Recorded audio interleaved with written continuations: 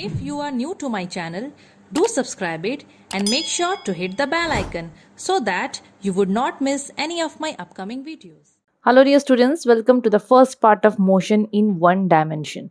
So this is chapter 2 of physics. Already हम लोग chapter 1 complete कर चुके हैं. आप लोग अगर अभी तक नहीं देखे हो तो लिंक आपको डिस्क्रिप्शन बॉक्स में मिल जाएगा. सो उसको भी जाके एकदम क्लियर कर लो. जो भी डाउट्स होगा कमेंट सेक्शन में क्लियर कर सकते हो. And before starting the video let me tell you something about my new chemistry course which is for class 9 students.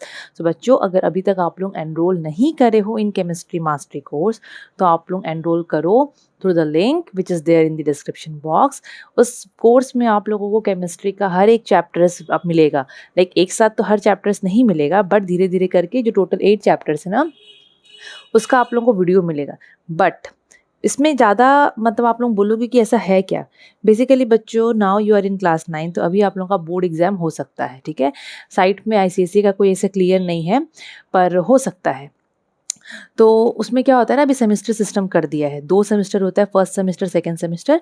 First semester आप लोगों का 40 मार्क्स का होगा, 40 to 50 मार्क्स का होगा. 1 मार्क्स टाइप क्वेश्चन आएंगे, objective types. And second semester अलग से होगा. ठीक है. सो बात ये है कि आप लोगों को ना धीरे धीरे करके उस कोर्स में लाइक फिज़िक्स में यहाँ पढ़ा रही हूँ, मैं केमिस्ट्री पढ़ा रही हूँ, बायोलॉजी पढ़ा रही हूँ. तो मैं तीनों का केमिस्ट्री में मैं आप लोगों को बोर्ड में किस टाइप से क्वेश्चंस आएगा, ठीक है, बोर्ड टाइप क्वेश्चंस क्या होता है, मैं प्रैक्टिस अभी से करवाऊंगी. अगर अभी नहीं हुआ आप लोगों का बोर्ड बाई चांस तो क्लास 10th में तो डेफिनेटली होगा. वहाँ आपको डेफिनेटली काम आएगा. समझ में आ रहा है. तो बात ये है कि धीरे धीरे आप लोगों को एकदम हैबिचुएटेड बनाएंगे हम लोग कि आप लोग बोर्ड टाइप क्वेश्चंस को कैसे सॉल्व करोगे. क्या है ना, एग्जाम टाइम में जब एक बार आप लोग फट से देखोगे ना बोर्ड टाइप क्वेश्चन, हाँ उससे पहले भी आप लोग प्रैक्टिस करोगे. बट मेरा यहाँ पर बोलना ये है कि हम लोग स्टार्टिंग से करते चलेंगे ना तो आप लोगों का टाइम भी सेव होगा, साथ साथ में बहुत ईजिली आप लोग हैबिचुएटेड हो जाओगे with board type question. Clear. बहुत इजीली आप लोग कर पाओगे एग्जाम में, टाइम बिना वेस्ट करे. आप लोगों को ये पता चल जाएगा कि इस नोट से आप लोगों को क्या इंपॉर्टेंट पकड़ना है, नोट से आप लोगों को क्या इंपॉर्टेंट पढ़ना है. ठीक है, जो एग्जाम में बेसिकली पूछा जाता है. So now without wasting any time let's get started with the video. So motion in one dimension. So motion in one dimension ये जो चैप्टर है, देखो मैं आप लोगों को ऑलरेडी बोली हूँ कि कॉन्साइज अच्छा बुक है. ठीक है, अच्छा बुक है, लाइक हमारे स्कूल में फॉलो करते थे और अच्छा है एकदम up to the like point इसमें दिया रहता है. तो हम लोग का ना यहाँ पर सिलेबस सेक्शन दिख रहा है. तो यहाँ पर आप लोगों को ये जो स्कोप ऑफ सिलेबस लिखा हुआ है ना, सिर्फ आपको यही एग्जाम में मतलब आप लोगों को यही प्रिपेयर करना है, यही पढ़ना है टॉपिक. हाँ, इससे रिलेटेड अगर बाई चांस आपके स्कूल टीचर कुछ एक्स्ट्रा पढ़ाते हैं, अब सारे स्कूल के टीचर्स एक तो है नहीं, है ना, अगर वो लोग कुछ एक्स्ट्रा पढ़ाते हैं तो भाई कर लेना वो भी. लेकिन आप लोगों को बोर्ड के हिसाब से बता रही हूँ, बोर्ड एग्जाम होने से सिर्फ इससे रिलेटेड ही क्वेश्चंस पूछे जाएंगे. इसके अलावा बुक में एक्स्ट्रा टॉपिक देता है पर वो हम लोग को नहीं पढ़ना रहता है. Clear. So motion in one dimension. Motion का मतलब आप लोगों को पता है ना, मोशन का मतलब पता है, रेस्ट का ऑपोजिट होता है बच्चों motion. So motion in one dimension में क्या है. सो basically if a body is moving in one direction only without changing its direction, suppose there, अच्छा डायमेंशन का मतलब पता है ना, एक्स वाई जेड 3 डायमेंशन होता है, पर हम लोग अभी एक्स वाई के बारे में ही पढ़ेंगे. ये हो गया एक्स, ये हो गया वाई. अब अगर बाई चांस सपोज एक बॉडी है जो कि एक ही डायरेक्शन में मूव कर रहा है, सपोज एक बॉडी जो कि एक्स डायरेक्शन में मूव कर रहा है और डायरेक्शन को नहीं बदल रहा है, तो हम लोग बोलेंगे कि that body is moving in one direction. That means इसका जो है वो मोशन इन वन डायमेंशन है. ठीक है, that means a body is moving in one direction only, it is not changing its direction. अपना डायरेक्शन वो नहीं बदल रहा है टाइम के साथ, हम लोग बोलेंगे उसको मोशन इन वन डायमेंशन. तो यहाँ पर सबसे पहले आप लोगों को लाइक बहुत सारी चीज़ें पढ़ना है. स्केलर वेक्टर क्वांटिटीज़ के बारे में पढ़ना है, रेस्ट एंड मोशन के बारे में पढ़ना है. तो जो जो आप लोगों को पढ़ना है ना स्पेसिफिकली मैंशनड है बुक में, मैं भी यहाँ पर उसी हिसाब से नोट्स बनाई हूँ ताकि आप लोगों को ज़्यादा दिक्कत ना हो. एक और चीज़, पहला पार्ट पे वर्नियर कैलिफर और स्क्रू गॉज से रिलेटेड बच्चे डाउट्स पूछ रहे हैं. मैं आप लोगों को ऑलरेडी पहले ही बोल दी थी कि वो आप लोग स्कूल में ध्यान से सुनना. देखो बच्चों, लैब बेस्ड टॉपिक है वो. लैब में आप लोग प्रैक्टिकली जितना अच्छे से समझोगे ना, मैं यहाँ पर नहीं समझा पाऊंगी. मैं डायरेक्ट बोल रही हूँ, ऐसा नहीं कि मैं छुपा के आप लोगों को बोलूँ. डायरेक्ट है कि लैब में आप लोग वो ऑब्जेक्ट के साथ, ठीक है, वो इंस्ट्रूमेंट के साथ जो काम करके समझोगे, वो ऐसे थ्योरी में आप लोग नहीं समझ पाओगे. और मेरे पास नहीं है बच्चों कि मैं आप लोगों को लाइक वो चीज़ें करके समझाऊँ. इसीलिए मैं आप लोगों को पहले ही क्लियर कर दी थी कि स्कूल में जब आप लोगों को पढ़ाएंगे, लैब में जब प्रैक्टिकल करवाएंगे, तब ध्यान से थोड़ा सुन लेना. पर आप लोग शायद सुने नहीं हो और मेरे को यहाँ पर बोल रहे हो. तो बच्चों थोड़ा ध्यान दिया करो क्या बोल रही हूँ मैं, है ना। ओके, सो रेस्ट का मतलब सबको पता है ना। अब जैसे कि पेन में यहाँ पर रख दी, so the pen is at rest. The table on which I am making this video, I have kept this piece of paper. The table is at rest, है ना। So rest का मतलब a body is said to be at rest if it does not change its position with respect to its immediate surrounding. अपना immediate surrounding मतलब उसके चारों तरफ जो surrounding है। अगर एक object अपना position अपने सराउंडिंग के हिसाब से टाइम के साथ नहीं बदल रहा है, क्या ये पेन अपने सराउंडिंग के हिसाब से अपना पोजीशन बदला? नहीं बदला, वो मूव ही नहीं कर रहा है, तो हम लोग बोलेंगे कि ये किस में है, ये रेस्ट में है। ठीक है, सो रेस्ट क्या होता है बच्चों? Rest is basically a body said to be is at rest if it does not change its position with respect to its immediate surrounding. समझ में आया? अभी मैं बोलूँगी कि ज़मीन में एक पत्थर पड़ा हुआ है, ठीक है, पत्थर पड़ा हुआ है, so that stone is at rest. क्यों रेस्ट होगा? Because that stone is not changing its position with respect to what its surrounding. ठीक है, वो तो अपना पोजीशन बदल ही नहीं रहा है।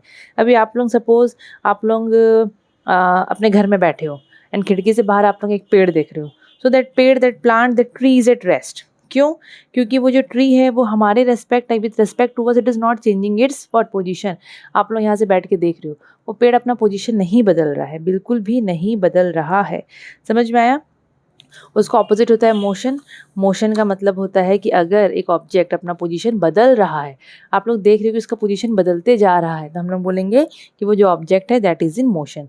सो इसको डिफाइन कैसे करेंगे? And a body is said to be in motion if its changes its position with respect to its immediate surrounding. अगर वो अपने सराउंडिंग के हिसाब से अपना पोजीशन बदल रहा है, तो हम लोग बोलेंगे कि वो जो बॉडी है वो किस में है? वो मोशन में है। और अगर एक बॉडी मोशन में होता है तो वो डिस्टेंस भी कवर करता है ना, उसकी स्पीड भी अलग रहती है, कुछ वेलोसिटी रहती है, तो सब चीज़ें हम लोग पढ़ेंगे। Clear? So rest and motion are related to each other. ये चीज़ भी जान लो कि रेस्ट एंड मोशन एक दूसरे से रिलेटेड है and actually they depend on the frame of reference. कैसे? देखो, ये चीज़ मैं आप लोगों को क्लियर कर दूं कि रेस्ट एंड मोशन एक दूसरे से कैसे वो लोग डिपेंडेंट है। अब जैसे कि सपोज आप लोग एक कार में बैठे हो या फिर ट्रेन में बैठे हो, ठीक है, सपोज ये एक ट्रेन है, यहाँ पर 2 पर्सन बैठे हैं और ट्रेन इज़ मूविंग। ट्रेन जो है वो मोशन में है, ट्रेन आगे आगे चल रहा है। सपोज ये पर्सन ए है, ये बी है। क्लियर? अभी ए और बी, अभी ए बोलेगा बी को कि यार तू तो रेस्ट में है, क्योंकि तू तो अपना पोजीशन बदल नहीं रहा है with respect to your surrounding. B बोलेगा हाँ यार तू भी तो रेस्ट में है। तो अगर ये दोनों जो ए बी हैं, ये लोग एक दूसरे के लिए they are at rest. But if बाहर में कोई इंसान है, थर्ड पर्सन, ठीक है, बाहर में कोई थर्ड पर्सन है, वो इस ट्रेन को देख रहा है, वो ये इनको देख रहा है, तो ये तो देख रहा है कि भाई ट्रेन तो मूव कर रहा है। So according to this third person, A and B both are in motion. समझ में आया? लेकिन ए और बी एक दूसरे के लिए तो रेस्ट में है, लेकिन जब बाहर का आदमी देख रहा है मूविंग ट्रेन को, तो वो देख रहा है कि यार ए और बी भी तो मोशन में, क्योंकि ट्रेन में बैठे, ट्रेन मोशन में। इसलिए हम लोग बोलते हैं कि they are related to each other and that depend on the frame of reference. समझ में आया? उसी को हम लोग बोलते हैं। एकदम सिंपल है। क्लियर? नाउ अभी scalar quantity and vector quantity. तो स्केलर एंड वेक्टर में ना हम लोग को ज़्यादा डिटेल में जाना नहीं है, इसका हम लोग को डेफिनेशन, मेनली डेफिनेशन देखना और एग्जांपल्स देखना है बस, और कुछ भी नहीं। कोर्स में तो खाली एग्जांपल बोला है, पर डेफिनेशन भी तो देखोगे, है ना। Okay, so scalar quantity. देखो बच्चों, ऐसे फिजिकल क्वांटिटीज़ होते हैं। फिजिकल क्वांटिटी मतलब वो क्वांटिटी जिसको आप मेज़र कर सकते हो, ठीक है। वो फिजिकल क्वांटिटी जिसका सिर्फ मैग्नीट्यूड होगा बट कोई डायरेक्शन नहीं होगा, मतलब उसमें डायरेक्शन कुछ इन्वॉल्व होगा ही नहीं, उसको हम लोग क्या बोलेंगे? उसको हम लोग बोलेंगे स्केलर क्वांटिटी। तो scalar quantities are basically the physical quantities that are expressed what that has only magnitude but no direction। उनका ऐसे कोई डायरेक्शन नहीं होता, उनको हम एक्सप्रेस करते हैं सिर्फ उनकी मैग्नीट्यूड की वजह से। मैग्नीट्यूड की हेल्प से हम लोग उनको एक्सप्रेस कर सकते हैं, ठीक है। जैसे कि मैं यहाँ पर बोलूँगी mass of a body is 2 kg, एक बॉडी का मास 2 kg है, तो यहाँ पर हम लोग को पूरा प्रॉपर पता चल ही जा रहा है कि हाँ एक बॉडी है जिसका वजन है 2 kg। क्या वजन है उसका? 2 kg है। तो यहाँ पर हम लोग को और डायरेक्शन वायरेक्शन का कोई मतलब ही नहीं है कि टूवर्ड्स नॉर्थ। देखो मैं जो डायरेक्शन वर्ड यूज़ कर रही हूँ ना बार बार, तो उसका मतलब ऐसे होता है, अगर मैं कहीं पर कुछ लिखी कि एक बॉडी का वेलोसिटी ये है टूवर्ड्स नॉर्थ, ये डायरेक्शन हो गया, नॉर्थ की तरफ, या टूवर्ड्स ईस्ट, ये सब हम लोग ऐसे मेंशन करते हैं डायरेक्शन। लेकिन किसी का भी वजन मेज़र करना है, अगर हम मेंशन कर रहे हैं, तो हम लोग सिर्फ, अगर मैं ऐसे लिख दूंगी ना कि एक बॉडी का मास है 2 kg या 3 kg, वहाँ पर हम लोग को डायरेक्शन लिखने का दरकार नहीं है। तो अगर एक क्वांटिटी को आप एक्सप्रेस कर रहे हो सिर्फ उसकी मैग्नीट्यूड की मदद से, अब मैग्नीट्यूड आप लोग बोलोगे मैम मैग्नीट्यूड तो आप बोले थे नंबर को, ये तो यूनिट भी है। अरे बच्चों, यही इसी का बात हो रहा है, पूरा का ही मिला के बात हो रहा है। बट हम जब बोलते हैं तो ऐसे बोलते हैं कि इफ एन ऑब्जेक्ट इज या फिजिकल क्वांटिटी को हम एक्सप्रेस कर रहे हैं with the help of only magnitude, यहाँ पर डायरेक्शन का कोई बात ही नहीं हो रहा है कि टूवर्ड्स ईस्ट है कि क्या है, कोई मतलब ही नहीं है यहाँ पर, है ना। तो उसको हम बोलते हैं वो स्केलर क्वांटिटी है। उसको हम क्या बोलते हैं कि वो कौन सा क्वांटिटी है, वो है scalar quantity. Clear. So physical quantity that has only magnitude but no direction, उसको हम बोलते हैं स्केलर क्वांटिटी। तो स्केलर क्वांटिटी में देखो ये दो चीज़ आता है हम जब मेंशन करते हैं, magnitude as well as unit. तो ये दो चीज़ आ तो गया, समझ में आया, और इसी से हम लोग को पूरा कंप्लीट मीनिंग ही कन्वे कर देता है। एग्जाम्पल्स भी बहुत इंपॉर्टेंट है क्योंकि कोर्स में तो डायरेक्टली मेंशनड है। तो हम examples of scalar quantity like length हो गया, time, distance, volume, speed, temperature, work, energy, pressure, frequency, ये जितना भी नाम दिख रहा है ये सब स्केलर क्वांटिटीज़ है। क्यों? बिकॉज हम जब इसको एक्सप्रेस करते हैं तो we use only magnitude part, here direction involve बिल्कुल भी नहीं होता है। टाइम मेजर करोगे 2 सेकेंड 5 सेकेंड, कुछ ऐसा होता है क्या टूवर्ड्स नॉर्थ टूवर्ड्स ईस्ट, ऐसा कुछ भी नहीं है, डायरेक्शन यहाँ चाहिए भी नहीं। Clear. So scalar quantity completed. Vector quantity में दोनों चाहिए, मैग्नीट्यूड के साथ डायरेक्शन भी यहाँ पर इंपॉर्टेंट रोल प्ले करता है। ठीक है, बिना डायरेक्शन के इसका कोई मीनिंग नहीं होगा। So physical quantity that has both magnitude and direction that is called vector quantity. Examples displacement, velocity, acceleration, force, weight, momentum, बहुत सारी चीज़ें हैं। ठीक है, मोमेंटम हो गया, फोर्स हो गया, और इलेक्ट्रिक फील्ड हो गया, बहुत सारा है बच्चों, खूब सारा है। तो वेक्टर क्वांटिटी में 3 चीज़ होता है। जो वेक्टर क्वांटिटी होते हैं ना उसमें 3 चीज़ आपको देखने को मिलेगा। मैग्नीट्यूड तो मिलेगा ही, इतना ही लिख रही हूँ मैं, ठीक है, समझ जाना मैग्नीट्यूड है ये। यूनिट पार्ट तो मिलेगा ही, और साथ साथ में डायरेक्शन। क्लियर। अब जैसे कि मैं बोलूँगी a body is moving with a velocity of 2 metre per second towards east. मैं ऐसे बोल रही हूँ कि एक बॉडी है जो कि ईस्ट की तरफ मूव कर रहा है, ईस्ट डायरेक्शन सपोज ये हो गया, और कितना वेलोसिटी के साथ 2 मीटर पर सेकेंड। मैं यहाँ पर वेलोसिटी का बात कर रही हूँ। सो यहाँ पर देखो मैग्नीट्यूड पार्ट है, यूनिट पार्ट है, मतलब मैग्नीट्यूड के साथ आपको डायरेक्शन यहाँ पर देखने को मिलता है। अगर ऐसा है तो हम लोग बोलेंगे कि ये जो वेलोसिटी है वो वेक्टर क्वांटिटी है। ठीक है, वेक्टर क्वांटिटी है। और देखो स्केलर वेक्टर को हम कैसे लिखते हैं, जैसे कि मैं बोली मास, मास तो बच्चों स्केलर क्वांटिटी है, सिर्फ मैग्नीट्यूड होता है, डायरेक्शन होता नहीं है। लेकिन अगर मैं बोली वेलोसिटी तो वी लिख के ना ऐसे ऊपर एरो देते हैं, मतलब वेक्टर क्वांटिटी के लिए ऐसे ऊपर में एरो दोगे। फोर्स वेक्टर क्वांटिटी है तो ऐसे करके एरो दोगे, समझ में आया। लेंथ वेक्टर क्वांटिटी नहीं है तो लेंथ में ऐसे एरो नहीं देना, वो स्केलर क्वांटिटी है। तो जो वेक्टर क्वांटिटी होता है उसका सिंबल लिखने के बाद हम लोग ऐसे उसके ऊपर में एरो देते हैं। क्या देते हैं? एरो देते हैं। एग्जाम्पल्स को तो पूरा याद रखना, ये देखो मैं यहाँ पर लिखी हूँ। ठीक है, अभी 1 डायमेंशनल मोशन या मोशन इन 1 डायमेंशन, ये क्या है देखो। सपोज एक बॉडी है जो मैं आप लोगों को ऑलरेडी बता चुकी हूँ। If a body is moving in 1 direction without changing its direction, अगर एक पर्टिकुलर डायरेक्शन में बॉडी बोल रही हूँ मैं, सॉरी, बॉडी मूव कर रहा है दैट तो हम लोग उसको बोलेंगे कि वो जो मोशन है वो 1 डायमेंशनल मोशन कहलाएगा। सो motion of a body along a straight line path, ऐसे भी लिख सकते हैं, along a straight line path, मतलब एक ही डायरेक्शन है, चेंज नहीं हो रहा, तो उस टाइप का मोशन को हम बोलेंगे 1 डायमेंशनल मोशन।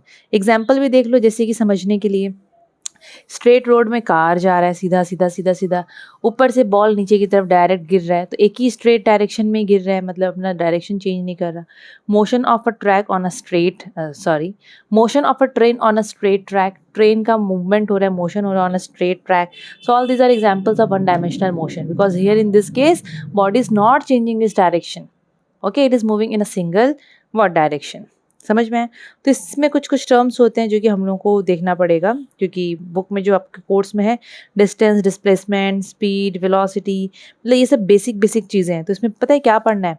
डेफिनेशन, थोड़ा थोड़ा कैरेक्टरिस्टिक्स, फॉर्मूला, यूनिट, जो कि सिंपल सिंपल चीज़ हम लोगों को पता होना चाहिए, वो सब हम लोगों को करना है, क्योंकि ये पार्ट बहुत ईजी पार्ट है। ठीक है, तो क्या क्या टर्म्स इससे रिलेटेड है देखो। अब बॉडी मूव कर रहा है तो भाई डिस्टेंस भी तो कवर करेगा, है ना।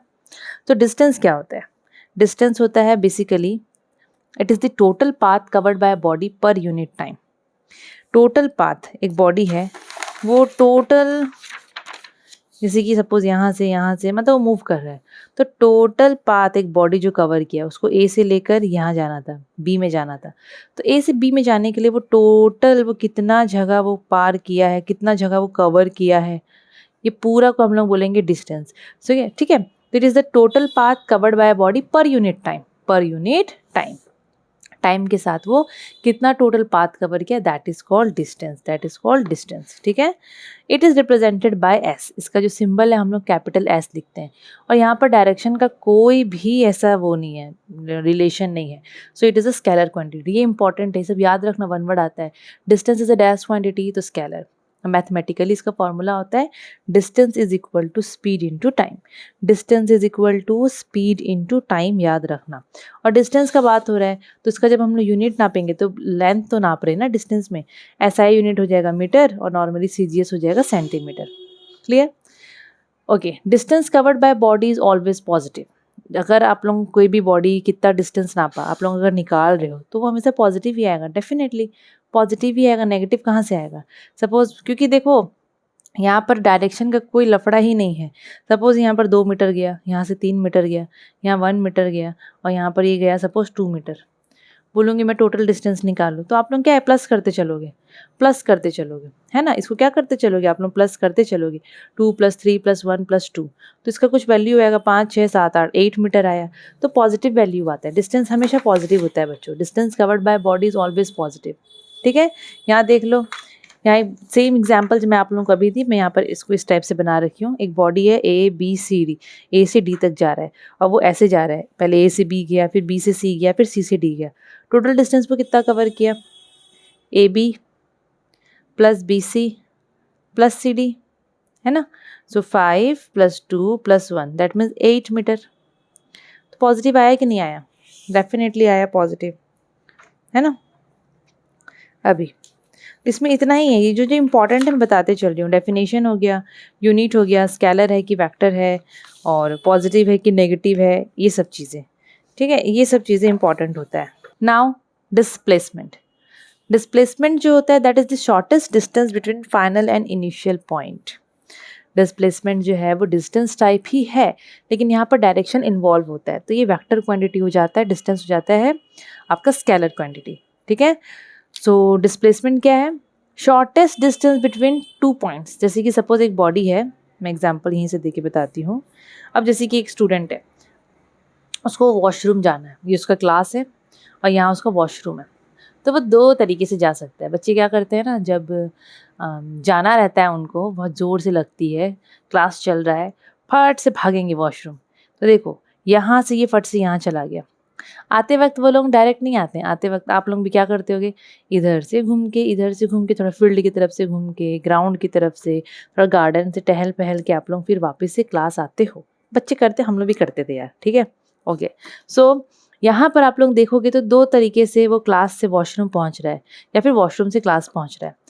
पहला एकदम शॉर्टकट मेथड देखो, एकदम शॉर्टेस्ट पाथ, क्लास से डायरेक्ट भागा, शॉर्टकट रास्ता क्या दिख रहा है, यही दिख रहा है ना। और दूसरा एकदम लंबा चौड़ा ऐसे ऐसे करके भी वो वॉशरूम जा सकता है, अगर उसको बोर लगता होगा क्लास में तो वैसे भी इधर उधर घूम घाम के वॉशरूम पहुंच सकता है। ठीक है, तो यहाँ पर जो आप लोगों को शॉर्टेस्ट पाथ दिख रहा है 2 पॉइंट के बीच में छोटा शॉर्टकट, उसको बोलते हैं हम डिस्प्लेसमेंट, उसको हम लोग क्या बोलते हैं, डिस्प्लेसमेंट, क्या बोलते हैं, डिस्प्लेसमेंट। ठीक है, और यहाँ पर जो डेफिनेशन लिखा है ना, final and initial position, suppose ये इनिशियल है जहाँ से वो स्टार्ट कर रहा है जर्नी, फाइनल जहाँ उसको पहुँचना है, तो फाइनल और इनिशियल के बीच का शॉर्टकट रास्ता को हम बोलते हैं डिस्प्लेसमेंट, डिस्प्लेसमेंट। समझ में आया। और एक चीज़, यहाँ पर जो वो शॉर्टकट मार रहा था that is called what, displacement, और वो जो लंबा चौड़ा जो रास्ता कवर करके आया है ना, उसको हम लोग बोलते हैं व्हाट, डिस्टेंस। इसको भी थोड़ा सा याद रख लेना। So displacement is the distance covered by a body per unit time in a specified direction. Displacement क्या होता है, आप लोग डिफाइन कैसे करोगे डिस्प्लेसमेंट को, आप लोग ऐसे डिफाइन कर सकते हो कि displacement is the distance covered bye a body per unit time, time के साथ वो बॉडी जो डिस्टेंस कवर किया लेकिन इन अ स्पेसिफाइड डायरेक्शन, मतलब यहाँ पर देखो डायरेक्शन इन्वॉल्व हम लोग मैंशन करेंगे, क्योंकि बच्चों ये वेक्टर क्वांटिटी है डिस्प्लेसमेंट, तो डायरेक्शन मैंशन करना ज़रूरी है। तो displacement is the distance covered bye a body per unit time in a specified direction. So it is a vector quantity. इसको डिनोट कैसे करोगे आप लोग? एस लिख के उसके ऊपर में एरो। अगर सिर्फ एस लिखते तो वो डिस्टेंस हो जाता, लेकिन ये डिस्प्लेसमेंट है तो उसके ऊपर में एरो आ जाएगा, ठीक है। और ये स्पेसिफाइड डायरेक्शन मतलब डायरेक्शन मेंशन करना पड़ेगा। और यहाँ पर भी तो हम लोग लेंथ ही नाप रहे हैं, दूरी ही नाप रहे हैं, तो इसका एसआई यूनिट क्या होगा? मीटर होगा। और एक चीज़ इंपॉर्टेंट कि जो डिस्प्लेसमेंट हम नापते हैं वो पॉजिटिव भी आ सकता है, वो नेगेटिव में भी आ सकता है, और वो ज़ीरो भी आ सकता है, तीनों हो सकता है। डिस्टेंस हमेशा पॉजिटिव आता है, पर डिस्प्लेसमेंट तीनों हो सकता है, पॉजिटिव भी, नेगेटिव भी और ज़ीरो भी हो सकता है। अब एक चीज़ मैं बता दूँ, यहाँ पर दिया है क्या?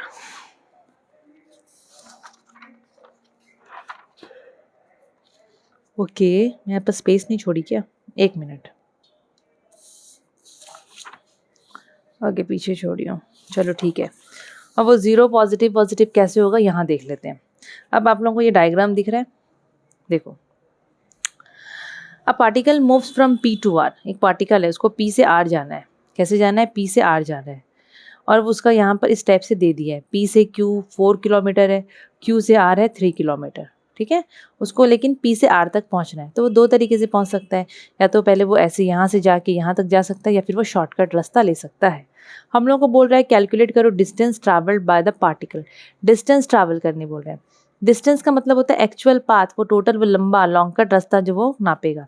तो पी से आर पहुंचने के लिए डिस्टेंस बोलेगा तो पूरा total actual path, that means P Q plus Q are, है कि नहीं। यहाँ करें क्या? इसको यहाँ करते हैं, आप लोग स्क्रीनशॉट ले लेना, ठीक है।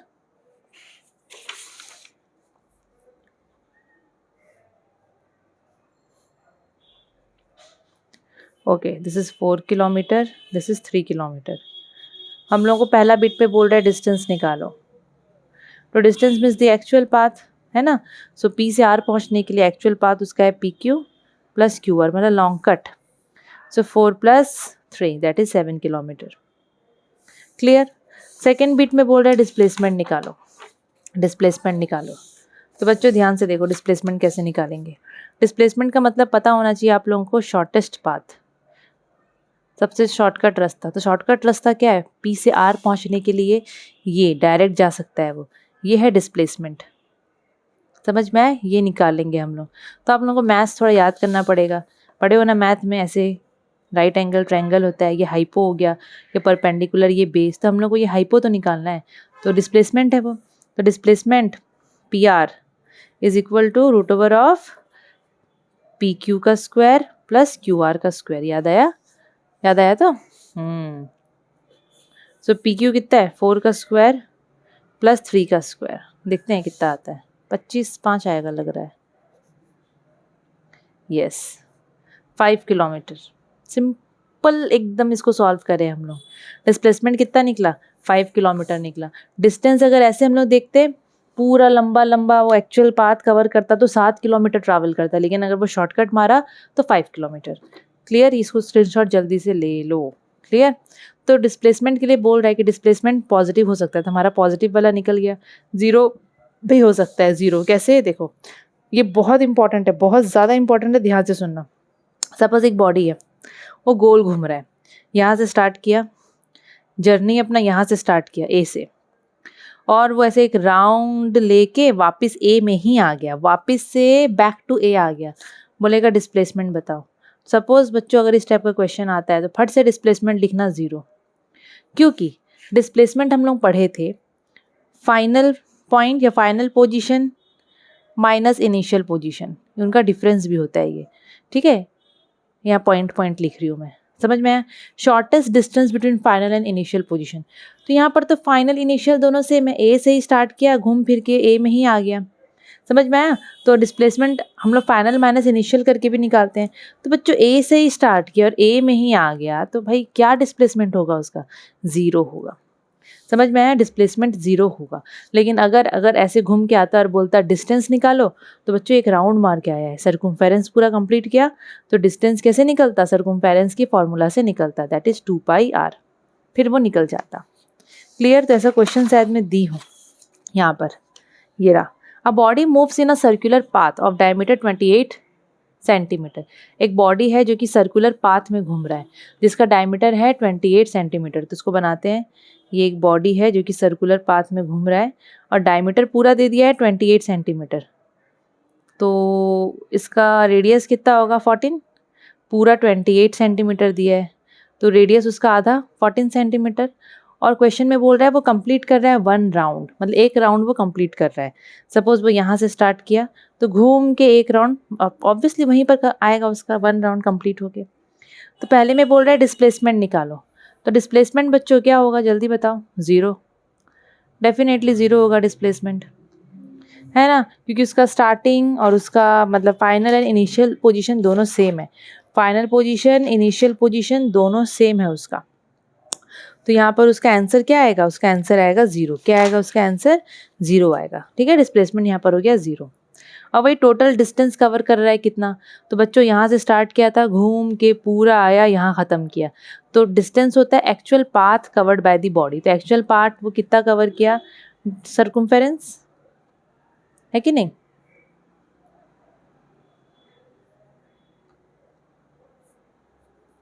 तो फॉर्मूला लिख दोगे उसका 2 पाई आर। सो 2 इंटू पाई के जगह में 22/7, रेडियस कितना है? 14 सेंटीमीटर।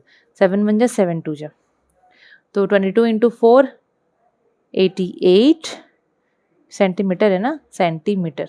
ये हो गया उसका डिस्टेंस। क्लियर? अभी की डिफरेंस भी देख लो, डिफरेंस भी जो हम लोग पढ़े हैं वही है बच्चों। ठीक है, नेगेटिव डिस्प्लेसमेंट में जो आप लोगों को बोली हूँ उसका हम लोग न्यूमेरिकल करेंगे ना, तो आप लोगों का लाइक डाउट क्लियर हो जाएगा उससे भी रिलेटेड। ऐसा नहीं कि मैं उसको यहाँ पर स्किप कर दे रही हूँ, हम लोग आगे चलकर करेंगे। ठीक है, अब देख लो इसका डिफरेंस जो हम लोग पढ़े हैं वही चीज़ यहाँ पर मैंशनड है। क्या है? बहुत इंपॉर्टेंट चीज़ें हैं इसमें, है ना, तो इसको पूरा दिमाग में छपा लेना। लाइक पहला तो आप लोग दोनों में आप लोग उसका डेफिनेशन को लिख सकते हो। कैसे? अब डिस्टेंस के लिए हम लोग पहले ये पॉइंट देख लेते हैं, डेफिनेशन। टोटल पाथ या actual path covered by body by per unit time. Displacement में total distance covered by body per unit time, लेकिन इन अ स्पेसिफाइड और गिवन डायरेक्शन। ये हो गया स्केलर, ये हो गया वेक्टर। फिर आप लोग इसका सिंबल को भी डिफ्रेंशिएट कर सकते हो, इसको एस, इसको एस डैश, डैश नहीं सॉरी, एस के ऊपर एरो, है ना। देन डिस्टेंस हमेशा पाथ में डिपेंड करता है। एक ऑब्जेक्ट कौन सा रास्ता कवर कर रहा है, डिस्टेंस डेफिनेटली उसमें डिपेंड करता है, तभी तो एक्चुअल पाथ हम कवर करके पूरा कैलकुलेट करके निकाल पाते हैं। लेकिन डिस्प्लेसमेंट को कोई फ़र्क नहीं पड़ता कि एक्चुअल पाथ बॉडी क्या कवर कर रहा है, वो तो शॉर्टेस्ट डिस्टेंस हमेशा खोजता है। इनिशियल और फाइनल को हम लोग बस देखते हैं किसमें, डिस्प्लेसमेंट में। लेकिन डिस्टेंस में एक्चुअल पाथ वो क्या क्या रास्ता कवर करके जा रहा है वो सब मायने रखता है। डिस्टेंस ऑलवेज पॉजिटिव होता है, लेकिन डिस्प्लेसमेंट पॉजिटिव, नेगेटिव और ज़ीरो कुछ भी हो सकता है। समझ में आया? ये चीज़ क्लियर हो गया? Okay okay okay okay okay okay okay. अभी स्पीड क्या होता है? स्पीड सबको पता है, गाड़ी चलाते हो, है ना। अभी तो नहीं, अभी तो शायद साइकिल में ही हो गए, है कि नहीं। साइकिल बच्चे एकदम स्पीड चलाते हैं, कोई कोई स्कूटी चलाता है, दौड़ाता है एकदम स्पीड, है ना। तो वही स्पीड का बात कर रहे हैं हम लोग। Speed is what? It is the rate of change of distance with time. Time के साथ आपका डिस्टेंस कैसे, कितना क्या बढ़ रहा है, दैट इज़ कॉल्ड स्पीड। ठीक है, ऐसा डिस्टेंस बढ़ाते हो टाइम के साथ, एकदम बुड़ुम बुड़ुम करते हो तो गाड़ी कहाँ पहुँच जाता है आप लोगों का। It is the rate of change of distance with time. Again speed जो है वो डायरेक्शन में डिपेंड नहीं करता, तो it is a scalar quantity. और हम लोग स्पीड को या तो स्मॉल यू या फिर मतलब वी करके लिख सकते हैं, या तो स्मॉल यू या फिर स्मॉल वी करके लिख सकते हैं। और इसका फॉर्मूला क्या होता है स्पीड का? Distance by time. ठीक है, स्पीड का फॉर्मूला क्या होता है बच्चों? Distance by time. तो हम लोग उसको अगर मैथमेटिकली एक्सप्रेस करेंगे तो स्पीड के लिए एक बार वी लिख दिए हैं, डिस्टेंस के लिए हम लोग एस लिख दिए हैं, टाइम के लिए हम लोग टी लिख दिए हैं। तो इसको फॉर्मूला को याद रखना, speed is equal to distance by time.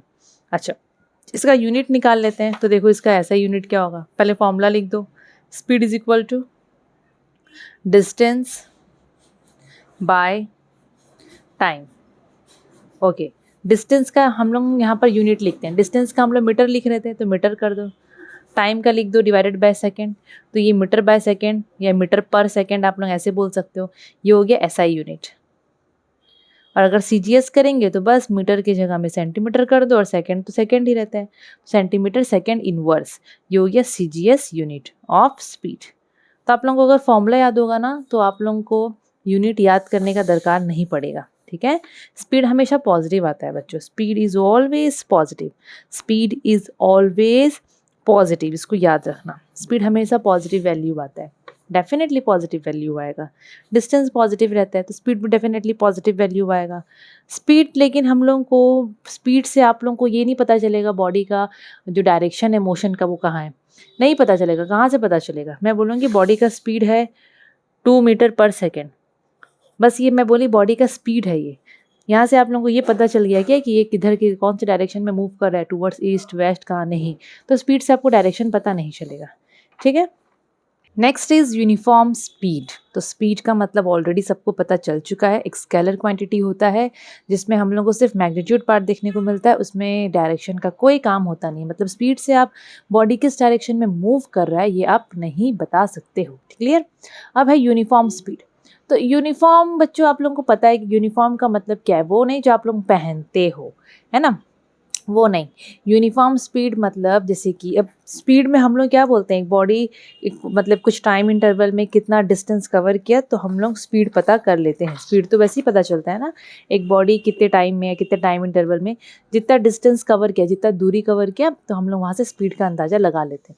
Uniform speed वैसा ही है, मतलब यहाँ पर बोल रहा है a body is said to be moving with uniform speed if it covers equal distance in equal interval of time. Suppose एक बॉडी है, वो पहले A से B की तरफ जा रहा था, यहाँ से यहाँ, फिर वो B से C गया, फिर वो C से D गया, ठीक है। अब यहाँ पर बोल रहा है कि अगर ये body equal distance equal time interval में कवर कर रहा है, जैसे कि 2 आवर्स में ये 2 किलोमीटर कवर किया, 2 नहीं सपोज 20 किलोमीटर कवर किया, 2 घंटे में 20 किलोमीटर ये डिस्टेंस कवर किया, फिर नेक्स्ट 2 आवर्स में अगेन ये नेक्स्ट 20 किलोमीटर ही कवर किया, मतलब हर 2-2 घंटे में ये 20-20 किलोमीटर कवर कर रहा है, इतना डिस्टेंस ही जा रहा है। फिर C से भी D गया तो 2 घंटा में ये 20 किलोमीटर कवर किया, इतना डिस्टेंस ही कवर किया। तो यहाँ पर वो इक्वल डिस्टेंस, देखो equal distance equal interval of time में वो कवर कर रहा है, तो इसका जो स्पीड होगा उसको हम लोग बोलेंगे यूनिफॉर्म स्पीड। स्पीड मतलब यहाँ पर चेंज नहीं हो रहा है, the speed of the body remains constant through out the journey. पूरा जर्नी में उसका स्पीड चेंज नहीं हुआ, उसका स्पीड एकदम कांस्टेंट रहा, क्लियर। इससे रिलेटेड एक न्यूमेरिकल है, यहाँ पर देख लो, सेम वैसा ही है। एक बॉडी है वो A से B में गया तो उसको 60 मिनट्स लगा 20 किलोमीटर ट्रैवल करने में, मतलब 1 घंटा, 60 मिनट्स मतलब कितना 1 आवर, ठीक है। 1 आवर में वो 20 किलोमीटर गया। फिर नेक्स्ट B से C गया तो अगेन वो 60 मिनट्स में वही 20 किलोमीटर गया। फिर जब C से D गया तो अगेन उतना ही टाइम में वो उतना ही किलोमीटर वो गया, डिस्टेंस कवर किया। तो यहाँ पर स्पीड बोल रहे हैं, मैं जो V लिखी हूँ आप लोग पढ़े हो ना, V हम स्पीड के लिए लिखते हैं। सो A से जब B में गया तो उसका स्पीड कितना था, इस समय हमने यहाँ पर स्पीड निकाल रहे हैं, ठीक है। मतलब हम लोग को यहाँ पर ये देखना है कि थ्रू आउट द जर्नी उसका स्पीड सेम आ रहा है। अब यहाँ पर A से B में गया तो उसका स्पीड क्या है, स्पीड का formula distance by time, distance 20 kilometre, और टाइम को ना बच्चों हम लोग आर में कन्वर्ट करेंगे, तो किलोमीटर के साथ हमेशा ना आर का कॉम्बिनेशन रहता है, ठीक है, मिनट नहीं। तो 60 मिनट मतलब कितना होता है, 1 आवर, तो ये हो जाएगा 20 किलोमीटर पर आवर। मतलब इसका जब A से B गया तो इसका स्पीड इतना था। जब B से C गया तो अगेन डिस्टेंस बाय टाइम, इसको भी सॉल्व कर लेते हैं, डिस्टेंस बाय टाइम। तो डिस्टेंस कितना है, B से C गया तो 20 किलोमीटर और टाइम वही 60 मिनट मतलब 1 आवर, सेम वही स्पीड आया 20 किलोमीटर पर आवर। फिर जब C से D गया तो अगेन सेम फॉर्मूला है, डिस्टेंस बाय टाइम, सेम वही हमारे पास इसका डिस्टेंस है 20 किलोमीटर और टाइम है 1 आवर, ये भी हो गया कितना 20 किलोमीटर पर आवर। समझ में आया। तो थ्रू आउट द जर्नी इसका स्पीड यहाँ पर कांस्टेंट है, तो ये यूनिफॉर्म स्पीड में मूव कर रहा है। इसका मतलब यहाँ पर ये पता चल रहा है कि ये ऑब्जेक्ट या बॉडी जब ट्रैवल कर रहा है तो ये यूनिफॉर्म स्पीड में कर रहा है, मतलब इसका स्पीड बिल्कुल भी नहीं बदल रहा है और ये equal distance equal time interval में कवर कर रहा है। उसका ऑपोजिट होता है non uniform speed. Non uniform speed क्या है, a body is said to be moving with non uniform speed, मतलब अगर एक बॉडी इक्वल टाइम में अनइक्वल डिस्टेंस कवर करे, अनइक्वल मतलब ऐसे, जैसे कि A से B में जब वो गया, सपोज़ वो 20 किलोमीटर वो 1 आवर में कवर किया, फिर जब B से C गया ठीक है, यहाँ पर बोला है ना, यहाँ पर बी से सी गया, जब नेक्स्ट 1 आवर हम लोग देखे कि नेक्स्ट 1 आवर में वो 15 किलोमीटर ट्रैवल किया, फिर सी से डी गया तो नेक्स्ट 1 आवर में वो 16 किलोमीटर ट्रैवल किया। तो यहाँ पर उसका इक्वल डिस्टेंस वो ट्रैवल कवर नहीं कर रहा है थ्रू आउट द जर्नी, मतलब सॉरी, इक्वल डिस्टेंस वो इक्वल टाइम इंटरवल में कवर नहीं कर रहा। पहला फर्स्ट आवर में 20 किलोमीटर किया, फिर नेक्स्ट 1 आवर में 15 कर दिया, तो ये तो बदल रहा है इसका, फिर नेक्स्ट में और 16 कर दी तो और बदल रहा है। तो यहाँ पर वो इक्वल टाइम इंटरवल में इक्वल डिस्टेंस कवर नहीं कर रहा है, तो यहाँ पर उसका स्पीड मतलब चेंज होता रहेगा, ठीक है ना। तो ऐसा कब होता है बच्चों, अगर बहुत ज़्यादा ट्रैफिक है रास्ते में, ऑब्वियसली अगर आपको भीड़ भड़ाका वाला रास्ता मिलेगा तो भाई यूनिफॉर्म तो पॉसिबल ही नहीं है। यहाँ लिखा भी है example, a car moving on a road with heavy traffic, कभी स्पीड होगा, कभी धीरे होगा, कभी बहुत धीरे हो जाएगा कार, है ना। सो इस केस में ना हम लोग क्या करते हैं, अगर हम लोग कभी भी नॉन यूनिफॉर्म स्पीड का बात करते हैं तो हम लोग यहाँ पर 2 चीज़ निकालते हैं, एक इंस्टेंटेनियस स्पीड और एक होता है एवरेज स्पीड। यहाँ पर हम लोग इंस्टेंटेनियस स्पीड निकालते हैं और एक निकालते हैं हम लोग एवरेज स्पीड। क्या निकालते हैं हम लोग, एवरेज स्पीड। तो यहाँ पर ये 2 चीज़ को हम लोग बस देख के समझ लेते हैं क्या है क्या नहीं है। तो सबसे पहले इंस्टेंटेनियस स्पीड हम लोग देखेंगे, क्लियर। पहले हम लोग ये स्पीड के बारे में देख लेते हैं। अब जैसे कि बच्चों हम लोग को पता है कि नॉन यूनिफॉर्म स्पीड से रिलेटेड है ये, और नॉन यूनिफॉर्म स्पीड में बॉडी का स्पीड चेंज होता रहता है, ठीक है, वो मतलब एक जैसा नहीं रहेगा, वो चेंज होता रहता है, चेंज होता रहता है। तो कोई भी इंस्टेंट में हम लोग जो इसका स्पीड निकालेंगे that speed is called instantaneous speed. समझ में आया, कोई भी इंस्टेंट में अगर हम लोग उसका स्पीड निकाल रहे हैं तो हम लोग उसको बोलेंगे कि लाइक वो स्पीड को इंस्टेंटेनियस स्पीड, क्लियर। इसका फॉर्मूला भी देख लो, इसका फॉर्मूला क्या है, instantaneous speed is equal to distance, देखो ये स्पीड ही है तो स्पीड का फॉर्मूला डिस्टेंस बाय टाइम, तो यहाँ पर वही डिस्टेंस बाय टाइम ही है, लेकिन यहाँ पर हम लोग कोई भी इंस्टेंट में निकाल रहे हैं, तो कोई भी इंस्टेंट मतलब कोई भी शॉर्ट टाइम के बीच का हम लोग स्पीड निकाल रहे हैं। तो distance travelled in a short time interval, मतलब शॉर्ट टाइम में जितना डिस्टेंस वो ट्रैवल किया divided by that time interval. आगे हम लोग न्यूमेरिकल करेंगे इससे रिलेटेड तो क्लियर हो जाओगे, ठीक है। सो गाड़ी में जो स्पीडोमीटर होता है, आप लोग मैं यहाँ पर डायग्राम शेयर करती हूँ, बहुत जिनको पता होगा कि what is speedometer and what is odometer.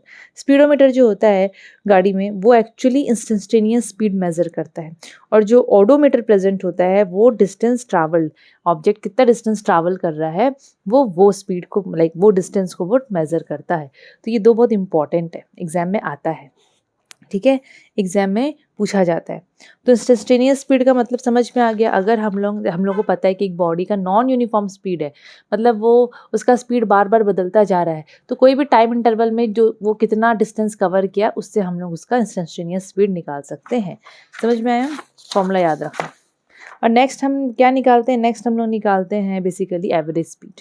Average speed क्या होता है, एवरेज स्पीड का मतलब होता है, क्योंकि मतलब नॉर्मली हम लोग नॉन यूनिफॉर्म में वो प्रॉपर स्पीड नहीं निकाल सकते हैं, है ना, क्योंकि वहाँ तो स्पीड बॉडी का चेंज होता रहता है, क्योंकि वो इक्वल डिस्टेंस ट्रैवल करता नहीं है। तो इस केस में हम एवरेज स्पीड भी निकाल सकते हैं, जो कि बहुत सिंपल है। एवरेज स्पीड का मतलब होता है टोटल डिस्टेंस ट्रैवल, वो बॉडी टोटल कितना डिस्टेंस ट्रैवल किया है डिवाइडेड बाय टोटल वो कितना टाइम लिया है। तो it is the ratio of the total distance travelled by the body to the total time of the journey. समझ में आया, बहुत सिंपल है, ये काफ़ी सिंपल है, ये तो आराम से हो जाएगा, क्लियर। अच्छा और एक चीज़ मैं क्लियर कर दूं, आप लोग नोट कर लो कि अगर एक बॉडी यूनिफॉर्म स्पीड में ट्रैवल कर रहा है, अगर एक बॉडी का स्पीड यूनिफॉर्म है, जैसे कि इक्वल डिस्टेंस को इक्वल टाइम इंटरवल में अगर कवर कर रहा है, तो उस केस में जो इंस्टेंटेनियस स्पीड होता है, एवरेज स्पीड होता है, वो सब इक्वल होते हैं, दे आर इक्वल। समझ में आया, सेम यूनिफॉर्म स्पीड जितना निकलेगा ये एवरेज स्पीड और वो इंस्टेंटेनियस स्पीड सब सेम निकलेगा। यूनिफॉर्म में तो कोई दिक्कत नहीं, नॉन यूनिफॉर्म में अलग अलग लाइक दिक्कत हो जाता है, तो अलग अलग निकलता है। थोड़ा सा न्यूमेरिकल्स यहाँ पर हम लोग कर लेते हैं सॉल्व, फिर हम लोग वेलोसिटी पढ़ेंगे। ओके, सो फर्स्ट न्यूमेरिकल देखते हैं, बहुत सिंपल है। क्वेश्चन को हम लोगों को अच्छे से पढ़ना है, समझना है, क्या दिया है उसको मेंशन करना है, देन हम लोगों को फॉर्मूला डाल के सॉल्व करना है, ठीक है। So find the distance travelled by a body in 5 minutes if it travels with a uniform speed of 20 metre per second. क्या बोल रहा है, डिस्टेंस निकालो which is traveled by a body in 5 minutes if it travels with a uniform speed of 20 metre per second. एक body uniform speed में move कर रहा है, कितना स्पीड दिया है, 20 मीटर पर सेकेंड। ये जो मीटर पर सेकेंड है बच्चों ये स्पीड का यूनिट है ना, और यहाँ लिख भी दिया है यूनिफॉर्म स्पीड है उस बॉडी का 20 मीटर पर सेकेंड, और वो 5 मिनट टाइम ले रहा है, मतलब टाइम भी दे दिया है 5 मिनट्स, ठीक है। डिस्टेंस निकालने बोल रहा है, तो एक काम करते हैं, सबसे पहले गिवन स्पीड दे दिया है, स्पीड कितना दिया है 20 ना, 20 मीटर पर सेकेंड। चलो ठीक है, टाइम कितना दिया है, टाइम दिया है 5 मिनट्स, तो मिनट्स है, ठीक है। मीटर के साथ बच्चों सेकंड का कॉम्बिनेशन रहता है, याद रखना। मीटर का अगर दिया है स्पीड में मीटर पर सेकंड है, और टाइम में अगर मिनट दिया है सेकंड नहीं दिया है, तो याद रखना मीटर के साथ सेकंड का कॉम्बिनेशन होता है। तो ये मिनट को आपको सेकंड में कन्वर्ट करना पड़ेगा। तो 1 मिनट कितना सेकंड होता है 60 सेकंड, तो 5 मिनट हो जाएगा 5 into 60, that is 300 second. Clear. हम लोग को क्या निकालने बोल रहा है, distance. Distance is equal to question mark. Distance का फॉर्मूला सबको पता है, स्पीड इंटू टाइम, है ना। Distance is equal to speed into time. ये सब मेंशन करना, क्या क्या गिवन है, क्या मांगा है। स्पीड कितना है 20, और जब सॉल्व करोगे तो ऐसे यूनिट बीच में मत लिखना, मिस्टेक्स होते हैं, ठीक है, मतलब कंफ्यूज हो जाओगे। ज़रूरी नहीं कि मैं 20 लिखी हूँ तो मीटर पर सेकेंड यहीं पर लिखूँ, नहीं, ठीक है, मत लिखना। टाइम हो गया 300 सेकेंड। टाइम कितना हो गया, सेकेंड भी लिख दी मैंने, देखो आप लोगों को मना कर रही हूँ, मैं खुद लिख रही हूँ। ओके, तो ये कितना हो गया 2, और ये हो गया 6000। और अब मैं एक चीज़ बता दूँ, अब यहाँ पर क्या लिखोगे। अब जैसे कि 20 मीटर पर सेकेंड था, तो मीटर और पर सेकेंड मतलब सेकेंड नीचे में डेफिनेटली, और साथ पे 300 सेकेंड था, तो सेकेंड यहाँ लिख दी, तो सेकेंड सेकेंड कट गया, क्या बचा मीटर। तो डिस्टेंस निकला बच्चों 6000 मीटर, जिसको आप लोग 6 किलोमीटर भी लिख सकते हो। समझ में आया, क्लियर। तो ये हम लोग का निकल गया distance travelled by the body. उसका स्पीड था 20 मीटर पर सेकेंड, टाइम वो 5 मिनट ले रहा था, तो वो कितना डिस्टेंस कवर कर लिया, 6 kilometre. Clear. Next, a train moving with uniform speed covers a distance of 120 metre in 2 second. एक ट्रेन है जो कि यूनिफॉर्म स्पीड में मूव कर रहा है, सब यूनिफॉर्म स्पीड में कर रहे हैं, मतलब इक्वल टाइम में वो लोग इक्वल डिस्टेंस कवर कर रहे हैं। और वो कितना डिस्टेंस कवर कर रहा है 2 सेकेंड में, 120 मीटर कवर कर रहा है वो 2 सेकेंड में। दैट मीन्स वो हर 2 सेकेंड में 120 मीटर कवर करेगा। तो पहले बोल रहा है स्पीड ऑफ द ट्रेन निकालो, तो ठीक है निकाल लेते हैं। फर्स्ट बीट गिवन क्या दिया है, distance is equal to 120 metre, time कितना दिया है 2 सेकेंड। तो यहाँ से हम लोग स्पीड निकाल सकते हैं, है कि नहीं, स्पीड हम लोग आराम से निकाल सकते हैं। Speed is equal to distance by time.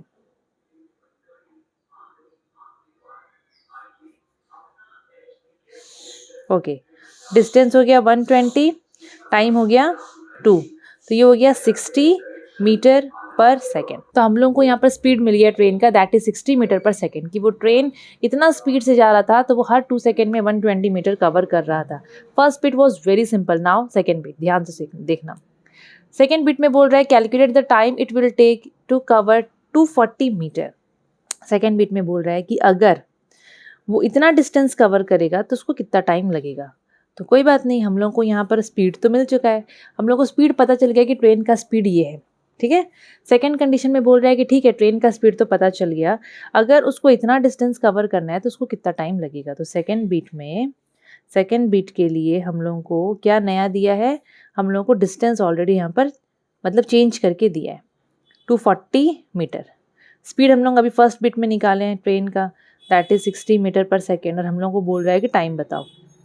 तो टाइम हम लोग आराम से निकाल लेंगे। ये फॉर्मूला में देखो, यहाँ पर टाइम नहीं निकाल लोगे, time is equal to, time को यहाँ भेज दो, स्पीड को नीचे ले आओ, डिस्टेंस बाय स्पीड। चलो स्पीड जगह छोड़े, time is equal to distance by speed, ठीक है। डिस्टेंस अभी कितना दिया है क्वेश्चन में, 240 मीटर। स्पीड कितना है ट्रेन का, 60 मीटर पर सेकेंड। पर सेकेंड मतलब डिवाइडेड बाय सेकेंड, है कि नहीं, ध्यान से सुनो। डिवाइडेड बाय सेकेंड ऊपर चला जाएगा इंटू बनकर, है कि नहीं, रेसिप्रोकल हो जाता है। तो ये कितना आएगा 4, तो आंसर आएगा 4 सेकेंड।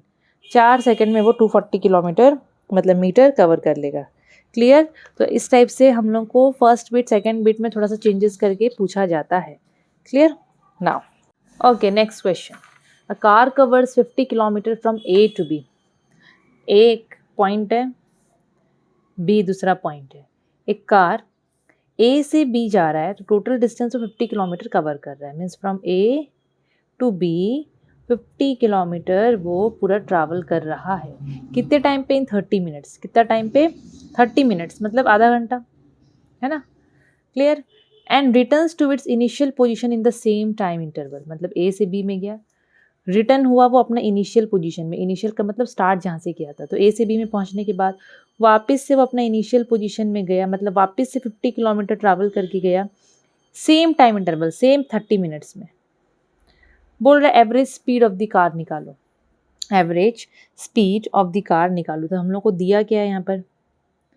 डिस्टेंस दिया है, distance travelled by car. Normally distance भी लिखते हैं बहुत जन। कितना दिया है? 50 किलोमीटर, मतलब ए से बी में 50 किलोमीटर। Time taken 30 minutes. अब किलोमीटर के साथ आप लोगों को पता है कि आर का कॉम्बिनेशन होता है, तो 30 मिनट्स मतलब half hour, half an hour, half hour बोल दो, हाफ एन आवर, है ना? अभी हम लोग को यहाँ पर एवरेज स्पीड निकालने बोल रहा है। एवरेज स्पीड का मतलब होता है total distance by total time. Formula तो यही है, total distance by total time. आप लोग पढ़े हो। टोटल डिस्टेंस कार कितना कवर किया पूरा थ्रू आउट दी जर्नी में, ये बोल रहा है। टोटल डिस्टेंस ए से बी गया 50 किलोमीटर, देन बी से ए में आया अगेन 50 किलोमीटर, दैट मीन्स 100, 50 + 50, है ना? और टोटल टाइम जाने का आधा घंटा, आने का आधा घंटा, तो half an hour plus half an hour, that means ये हो गया 100 किलोमीटर, और ये हो गया half an hour. Half an hour मतलब 1 आवर, है ना? 1 आवर हो गया, दैट मीन्स उसका एवरेज स्पीड हो गया 100 kilometre per hour. Average speed हम लोग ऐसे ही निकालते हैं, काफ़ी सिंपल रहता है, ठीक है? एवरेज स्पीड में ऐसा कोई दिक्कत नहीं है। Next is velocity. अब स्पीड हम लोग पढ़े जो कि एक स्केलर क्वांटिटी है, स्पीड का हम लोग पढ़े unit metre per second. Velocity speed type ही है, लेकिन वेलोसिटी एक वेक्टर क्वांटिटी है, दोनों का यूनिट सेम होता है। जो इंपॉर्टेंट लग रहा है नोट डाउन करते चलो, ठीक है? तो वेलोसिटी देखो, वेलोसिटी में क्या दिया है क्या नहीं दिया है। तो स्पीड में जो हम लोग पढ़ते थे कि it is the distance travelled by a body per unit time. Velocity में क्या है ना, डिस्प्लेसमेंट आ जाएगा, डिस्टेंस की जगह पे डिस्प्लेसमेंट आ जाएगा, displacement by time. Displacement by time आ गया मतलब हम लोग को पता है कि डिस्प्लेसमेंट एक वेक्टर क्वांटिटी है। डिस्प्लेसमेंट से हम लोग को बॉडी का डायरेक्शन पता चलता है ना? तो वेलोसिटी में अगर हम लोग डिस्प्लेसमेंट बाय टाइम लिखते हैं तो मतलब यहाँ पर भी हम लोग को डायरेक्शन तो पता चलेगा ही। तो basically it is the displacement of a body per unit time. Velocity का मतलब है एक बॉडी उस टाइम इंटरवल में कितना डिस्प्लेसमेंट किया है, ठीक है? कितना डिस्प्लेसमेंट किया है। अच्छा, इसका यूनिट अगर हम लोग निकालेंगे तो अगेन फार्मूला से निकाल सकते हैं। क्लियर? सो वेलोसिटी का हम लोग को यूनिट निकालना है, तो मैं वी के ऊपर में ऐसे एरो दी हूँ, क्यों दी हूँ? बिकॉज ये वेक्टर क्वांटिटी है। समझ में आया? Displacement, displacement by time, displacement का होता है मीटर यूनिट, ठीक है? टाइम का होता है सेकेंड, तो मीटर पर सेकेंड हो गया इसका एसआई यूनिट, जिसको आप ऐसे भी लिख सकते हो। और अगर सीजीएस यूनिट लिखना है तो मीटर की जगह पे सेंटीमीटर पर सेकेंड। क्लियर? ये हो गया इसका just like speed. Okay, it is a vector quantity, और वेक्टर क्वांटिटी है तो ये हम लोग को जैसे कि मैं आप लोगों को ऐसे लिखी, ये एक बॉडी का वेलोसिटी है। Velocity of a body is 20 metre per second towards east. तो वेलोसिटी आप लोगों को ना बॉडी का मतलब वेलोसिटी से आप लोगों को मैग्नीट्यूड तो पता चलेगा ही, साथ साथ में आपको डायरेक्शन के बारे में भी आइडिया मिलेगा। लेकिन स्पीड खाली मैग्नीट्यूड बताता है, डायरेक्शन नहीं बताता। तो यहाँ पर मैं वही चीज़ लिखी हूँ जो कि बहुत इंपॉर्टेंट है। Velocity of a body tells us the speed as well as direction of the moving body. Clear? It can be positive और नेगेटिव। वेलोसिटी पॉजिटिव नेगेटिव दोनों हो सकता है, depending upon the direction of motion. किस direction में वो move कर रहा है उस हिसाब से वेलोसिटी पॉजिटिव नेगेटिव दोनों हो सकता है। क्लियर? Now uniform velocity. एक चीज़ और देख लो, suppose we have two bodies, एक है ए एक है बी, ठीक है? दो बॉडीज़ है, दोनों को मैं बोलूँगी कि दोनों का वेलोसिटी सेम है। ये बॉडी और ये बॉडी का बोथ हैव सेम वेलोसिटी। इसका वी है तो इसका वेलोसिटी भी वी है। कब हम लोग ऐसे बोल सकते हैं? अगर वो बॉडी, दोनों बॉडी सेम स्पीड में सेम डायरेक्शन में मूव कर रहा है, दोनों का स्पीड सपोज सेम है, दोनों का स्पीड सेम है बॉडी का। सपोज ये 20 मीटर पर सेकेंड की स्पीड से ट्रैवल कर रहा है, ये भी 20 मीटर पर सेकेंड की स्पीड से ट्रैवल कर रहा है, और दोनों का डायरेक्शन सपोज टूवर्ड्स नॉर्थ ही है, दोनों का सेम डायरेक्शन है, स्पीड सेम है, मतलब मैग्नीट्यूड पार्ट सेम है और डायरेक्शन भी अगर सेम है दोनों का, तो हम लोग बोल सकते हैं कि दोनों बॉडी का सेम इक्वल वेलोसिटी है, इक्वल वेलोसिटी है। लेकिन अगर वही सेम दो बॉडीज़ हैं ए बी, दोनों सपोज सेम स्पीड के साथ ट्रैवल कर रहे हैं, इसका भी स्पीड है 20 मीटर पर सेकेंड, इसका भी स्पीड है 20 मीटर पर सेकेंड, लेकिन एक जा रहा है साउथ की तरफ तो दूसरा जा रहा है नॉर्थ की तरफ, दोनों का डायरेक्शन ऑफ मोशन अलग है। मैग्नीट्यूड पार्ट सेम है, स्पीड सेम है, लेकिन अगर डायरेक्शन दोनों का अलग है तो हम लोग बोलेंगे कि इनका वेलोसिटी सेम नहीं है, इनका डिफरेंट वेलोसिटीज़ है। तो ये जो मैं दो चीज़ बताई हूँ इसको थोड़ा याद रखना, ठीक है, दोनों का डिफरेंट डिफरेंट वेलोसिटी है। या फिर ऐसा भी हो सकता है दोनों सेम डायरेक्शन में जा रहे हैं पर दोनों का स्पीड अलग है तो भी वेलोसिटी अलग होगा। समझ में आया ना? तो यहाँ पर वही चीज़ है। Clear? Now uniform velocity. Uniform velocity क्या होता है? Suppose there is a body, अब जैसे कि यूनिफॉर्म स्पीड पढ़े थे ना, यहाँ वही यूनिफॉर्म वेलोसिटी। इसको आप दो तरीके से लिख सकते हो। कैसे? अगर एक बॉडी इक्वल डिस्प्लेसमेंट कवर कर रहा है इक्वल टाइम इंटरवल में, उसको हम लोग बोलेंगे यूनिफॉर्म वेलोसिटी, उसका वेलोसिटी को यूनिफॉर्म वेलोसिटी। या फिर ऐसे बोल सकते हो, अगर एक बॉडी equal distance equal time interval में कर रहा है इन अ पर्टिकुलर डायरेक्शन, मतलब डायरेक्शन नहीं बदल रहा, एक पर्टिकुलर डायरेक्शन में वो equal distance equal time interval में अगर कर रहा है कवर, उसका वेलोसिटी को हम बोलेंगे यूनिफॉर्म वेलोसिटी। ठीक है? और यूनिफॉर्म स्पीड में आप लोग ये डायरेक्शन का बात करते ही नहीं थे, यहाँ तक लिखते थे, याद आया ना? तो वेलोसिटी में डायरेक्शन मेंशन करना ज़रूरी है। Example falling of rain drops नीचे गिरते हैं ना, तो देखना वो लोग equal distance equal time interval में कवर करते हैं और पर्टिकुलर डायरेक्शन में, तो हम लोग बोल सकते हैं कि उनका यूनिफॉर्म वेलोसिटी होता है। मोशन या movement of a body on a frictionless surface, एक फ्रिक्शनलेस सरफेस है, बॉडी वहाँ मूव करेगा एकदम, वो तो ऐसा स्लाइड करेगा कि मतलब बहुत इजी हो जाएगा ना उसके लिए, फ्रिक्शन है नहीं, मतलब अच्छे से स्लाइड करेगा। तो वहाँ भी वो एक पर्टिकुलर डायरेक्शन में equal distance equal time interval के साथ लाइक वो कवर करेगा। तो यही सब है। डेफिनेशन याद रखना क्या है ना, इनसे रिलेटेड बहुत सारे न्यूमेरिकल्स आते हैं, तो हम लोग देखेंगे क्या है न्यूमेरिकल में क्या नहीं है। क्लियर? ओके अभी ये नॉन यूनिफॉर्म और वेरिएबल वेलोसिटी। नॉन यूनिफॉर्म और वेरिएबल वेलोसिटी में क्या है देखो, a body is said to be moving with non uniform velocity. एक बॉडी अगर नॉन यूनिफॉर्म वेलोसिटी में मूव कर रहा है या वेरिएबल वेलोसिटी, पूरा ऑपोजिट है यूनिफॉर्म का, मतलब वो equal displacement equal time interval में कवर नहीं कर रहा है, ऐसे भी हो सकता है। इसका अलग अलग डेफिनेशन है, देखो कैसे। अब यहाँ पर दिया है if it covers unequal distance in equal interval of time in a particular direction, मतलब सपोज एक बॉडी है जो कि एक पर्टिकुलर डायरेक्शन में जा रहा है, डायरेक्शन नहीं बदल रहा, ठीक है, पर्टिकुलर डायरेक्शन में जा रहा है, लेकिन वो इक्वल टाइम पे अनइक्वल डिस्टेंस कवर कर रहा है। ऐसे दूसरा पेपर ले लो, सपोज एक बॉडी है, ये बॉडी इस डायरेक्शन में जा रहा है, इसका डायरेक्शन सपोज ईस्ट है, इस डायरेक्शन में वो बॉडी आराम से मूव करता चल रहा है। क्लियर? डायरेक्शन मतलब चेंज नहीं हो रहा, लेकिन वो यहाँ से यहाँ गया, फिर यहाँ से यहाँ पहुँच रहा है, डायरेक्शन सेम है बॉडी का, लेकिन वो इक्वल डिस्टेंस कवर नहीं कर रहा इक्वल टाइम इंटरवल में। लाइक 1 आवर में सपोज वो यहाँ पर 20 किलोमीटर कवर किया, फिर नेक्स्ट 1 आवर में वो 30 किलोमीटर कवर कर रहा है।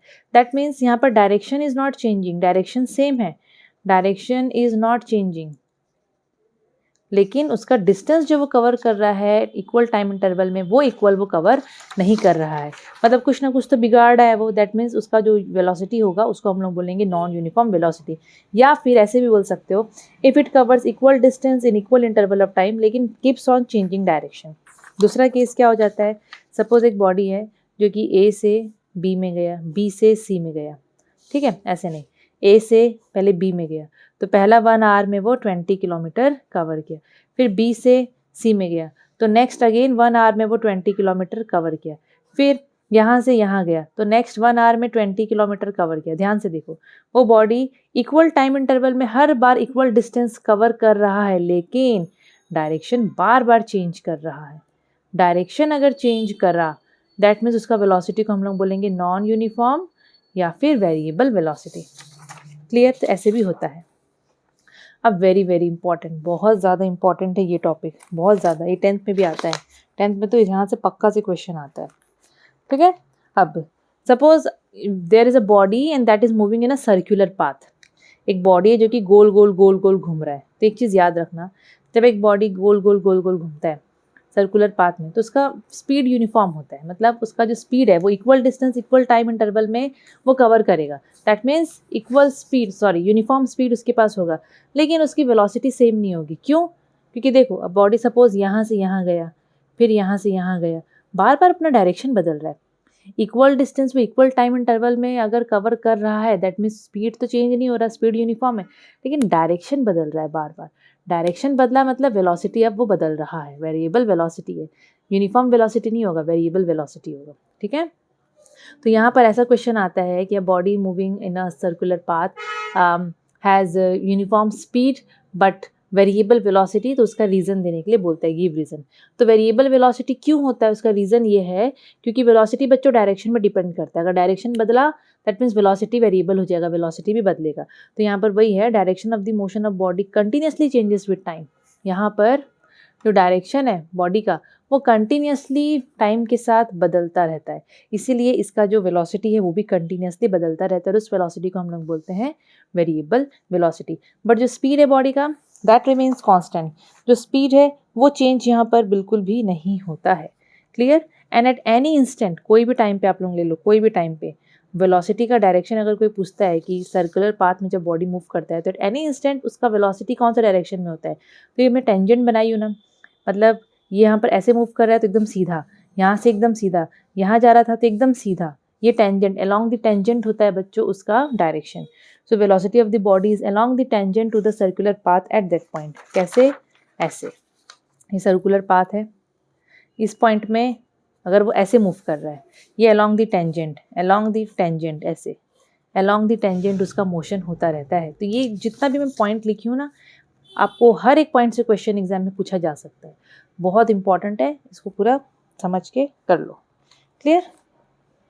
अच्छा, और एक चीज़, अब यहाँ पर अगर मैं नॉन यूनिफॉर्म वेलोसिटी का बात करी तो नॉन यूनिफॉर्म वेलोसिटी या नॉन यूनिफॉर्म स्पीड आता है तो इंस्टेंटेनियस स्पीड और एवरेज स्पीड आता है। सिमिलरली अगर नॉन यूनिफॉर्म वेलोसिटी का बात आता है तो again instantaneous velocity and average velocity का बात तो करना पड़ेगा, है ना।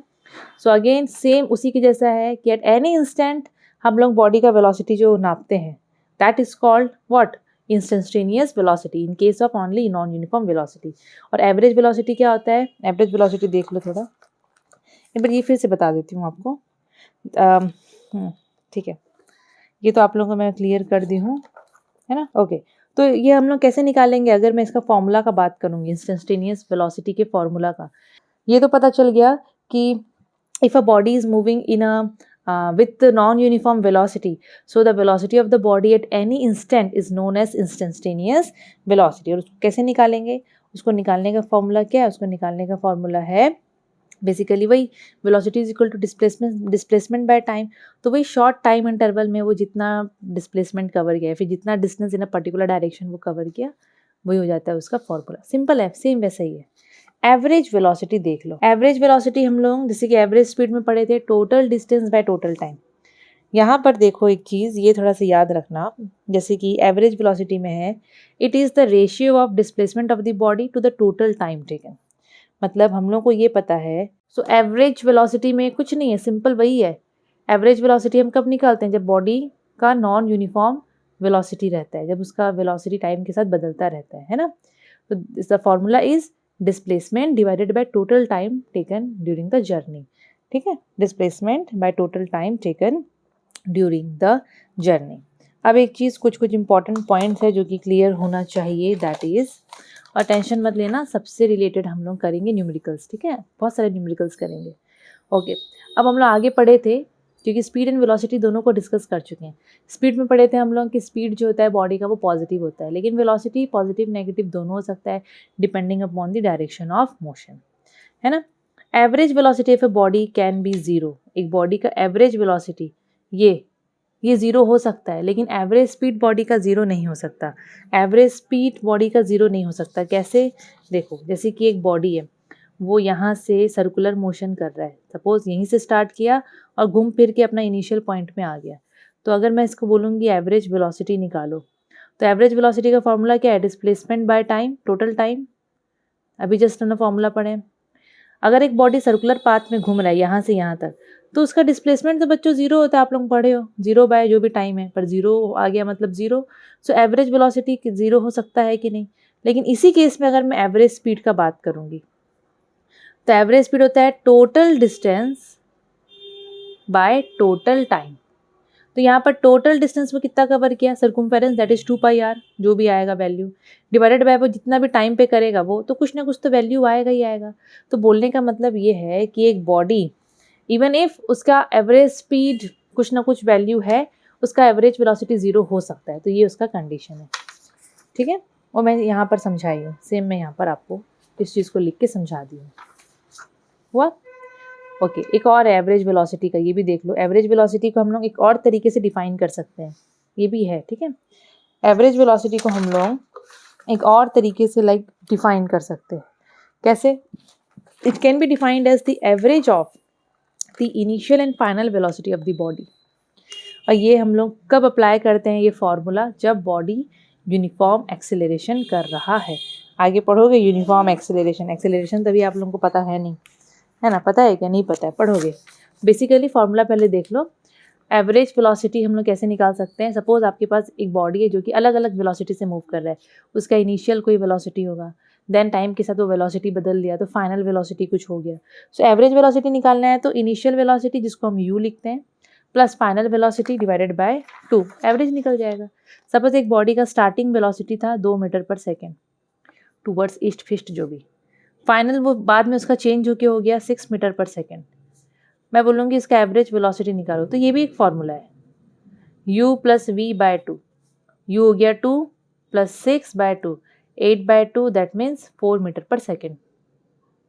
ये हम लोग कब अप्लाई करेंगे? अगर वो बॉडी का यूनिफॉर्म एक्सेलरेशन है, पढ़ोगे, ठीक है, तब का तब देखेंगे uniform acceleration. Now let's solve some numericals related to what?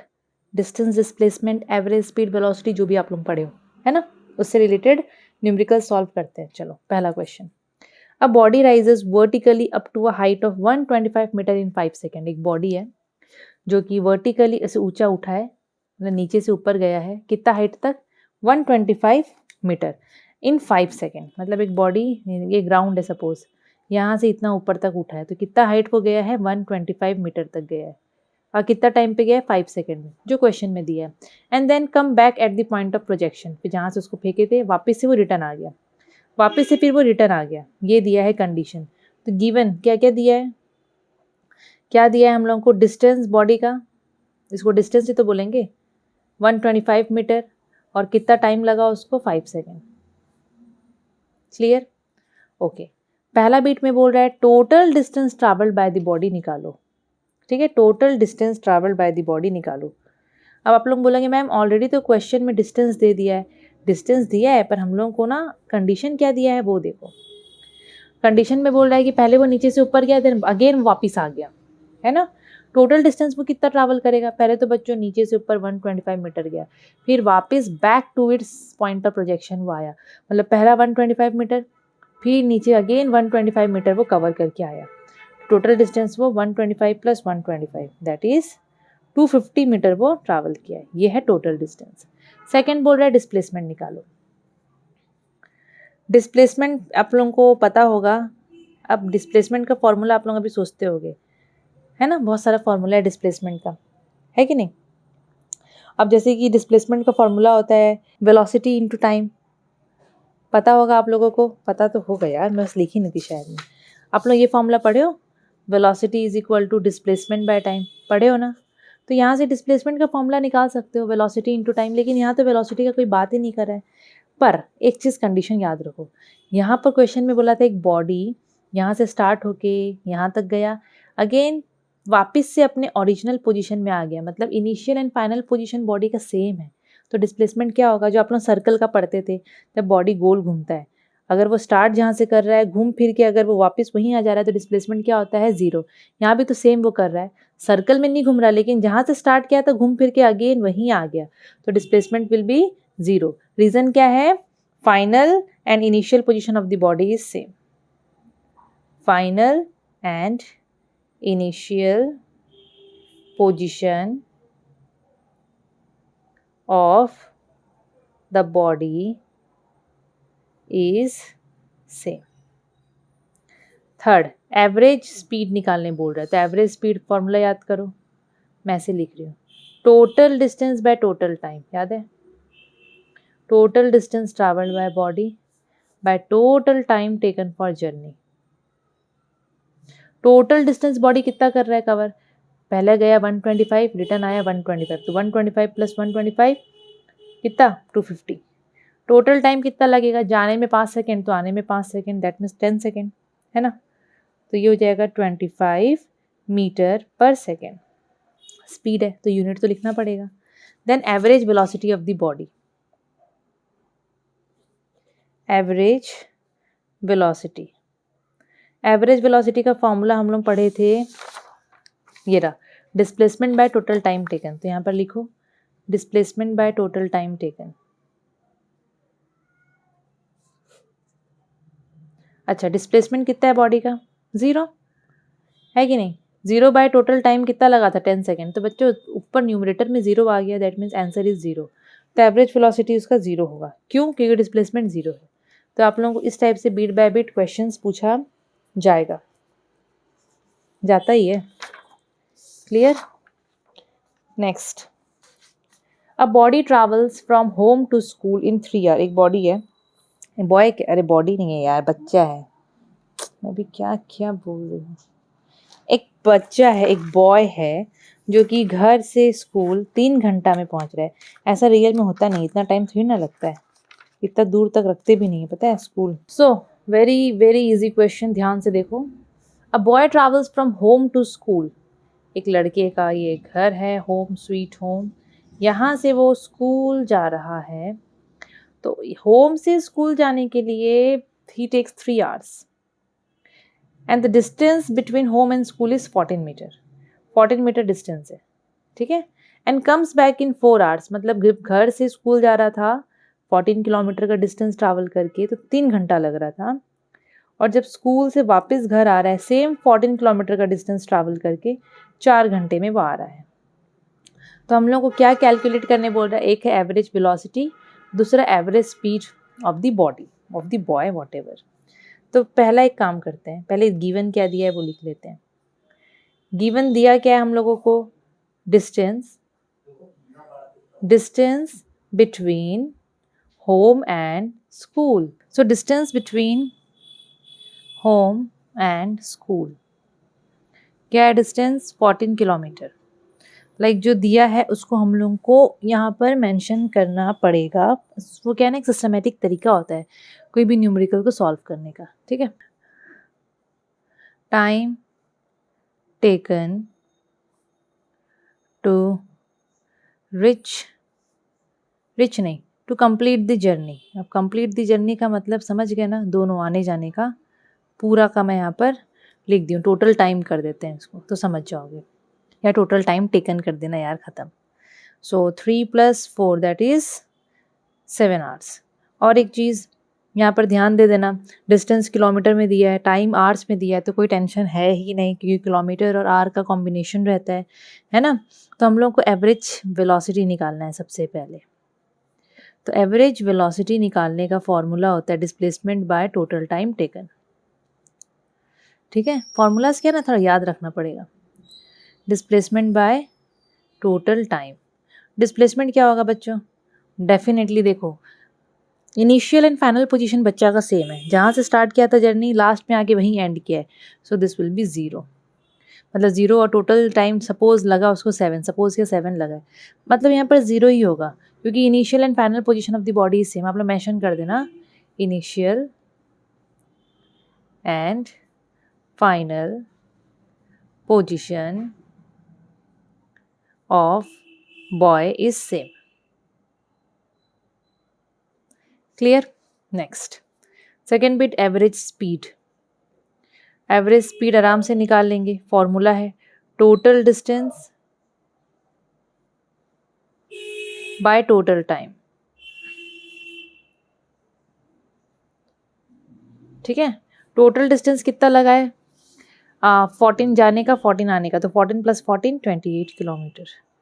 Bye total time कितना लगा? 7 आवर्स, तो 4 किलोमीटर पर आवर। 7 4 या 28 करके कट जाएगा ये, तो हो गया हम लोग का आंसर। क्लियर?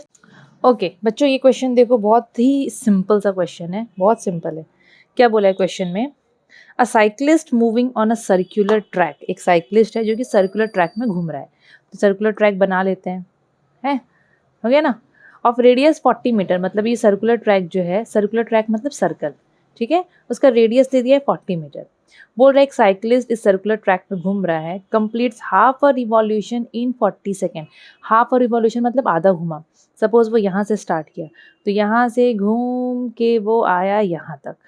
क्लियर? तो हाफ मतलब हाफ सर्कल बनाया है वो। Half circle in the sense वो आधा रिवॉल्यूशन क्या है। अगर वापस घूम फिर के अपनी जगह में आता दैट मीन्स 1 रिवॉल्यूशन होता।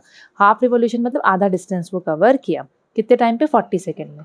तो पहले जो दिया है हम लोग उसको मेंशन कर लेंगे। Given radius of circular track, क्या है रेडियस? 40 मीटर।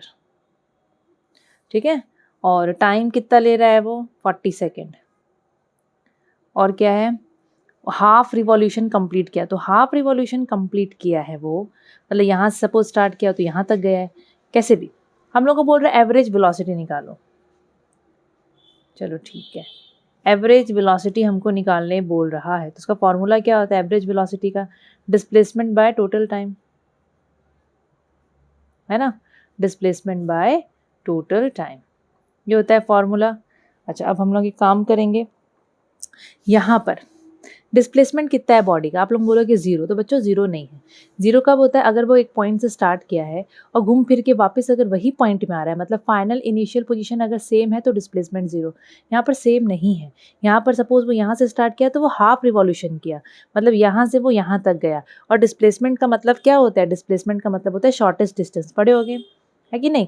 मतलब यहाँ से वो यहाँ तक डिस्टेंस, शॉर्टेस्ट डिस्टेंस ये है, इन दोनों पॉइंट के बीच का ये है शॉर्टेस्ट डिस्टेंस। समझ में आया ना?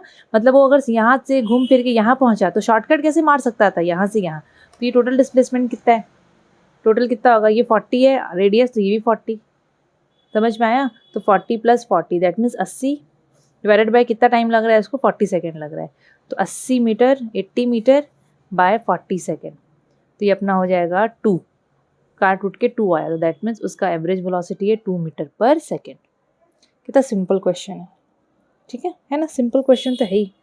समझ में आया? अच्छा, इसके बाद हम लोग एक्सेलरेशन स्टार्ट करेंगे।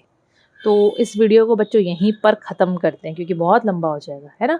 तो फर्स्ट पार्ट आपका ओवर, सेकेंड पार्ट आप लोग पढ़ोगे एक्सेलरेशन से। हम लोग जितना हो सका, मतलब जो जो मुझे इंपॉर्टेंट लगा मैं आप लोगों को यहाँ पर न्यूमेरिकल सॉल्व करते लाइक समझाते गई, करते चले गई, है ना? जो भी डाउट्स होगा आप क्लियर कर सकते हो कमेंट सेक्शन में। लेकिन बोलने का मतलब ये है कि आपके बुक में जितने भी न्यूमेरिकल्स आपको दिखेंगे सबको प्रैक्टिस करो। ऐसा नहीं कि आप कोई भी नंबर को छोड़ दोगे, सबको प्रैक्टिस करो। जो मैं नोट्स दे रही हूँ बच्चों ध्यान से उसको पढ़ो, क्योंकि मैं आपको सिलेबस के हिसाब से ही पढ़ा रही हूँ। और अगर बाई चांस स्कूल में टीचर आपकी कुछ एक्स्ट्रा पढ़ा रहे हैं तो वो भी ज़रूरी है, क्योंकि क्वेश्चन तो भाई वो लोग ही बनाएंगे एग्जाम में, है ना? और बोर्ड्स में आपको मेरा नोट्स पक्का काम आएगा। और साथ ही साथ केमिस्ट्री मास्टरी में अगर आप लोग अभी तक एनरोल नहीं करे हो तो बच्चों वो कोर्स लॉन्च हो चुका है। आप लोग जाओ, आप लोग अभी एनरोल करो। सारा इन्फॉर्मेशन आपको लिंक से मिल जाएगा, लिंक आपको डिस्क्रिप्शन बॉक्स में दिख जाएगा। कुछ भी क्वेरीज होता है आप आराम से क्लियर कर सकते हो, बट लेट मत करो क्योंकि टाइम बीतता जा रहा है और एग्ज़ाम आपका पास आ रहा है। ठीक है? क्यों वो इतना ज़रूरी है, क्यों उसमें ऐसा क्या है जो आप लोगों को कोर्स ज्वाइन करना चाहिए, वो आप लोग लिंक में जाओगे, वहाँ से आप लोगों को सारा चीज़ें, सारा इन्फॉर्मेशन मिल जाएगा कि क्यों वो कोर्स इतना इंपॉर्टेंट। तो अच्छे से एकदम पढ़ो, और अगर वीडियो अच्छा लगा हो तो लाइक, शेयर एंड सब्सक्राइब ज़रूर से करना। Thank you.